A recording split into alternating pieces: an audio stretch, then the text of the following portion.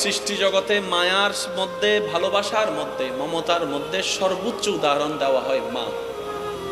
মাকে যদি প্রশ্ন করি, মা আমার জন্য তোর এত জ্বলে কেন, এত লাগে কেন, এত দরদ কেন, মা উত্তর দিবে, আমি তো সেজন দীর্ঘ 9 থেকে 10 মাস তোকে পেটে লালন করে। জানিস রে বাবা, তুই যখন প্রথম এসেছিলি আমার পেটে রবের হুকুমে, কনসিভ যেটাকে বলে, উল্টি আসতো, বমি আসতো, বমি হতো না।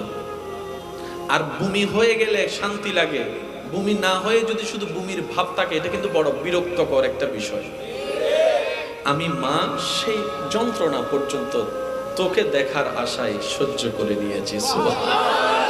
তুই সন্তান যখন পেটে আসলি, আসার পরে যখন আস্তে আস্তে সেটা রক্তপিণ্ড, গুস্তপিণ্ড হতে যখন তোর পরিবর্তন হওয়া শুরু করলো রবের হুকুমে,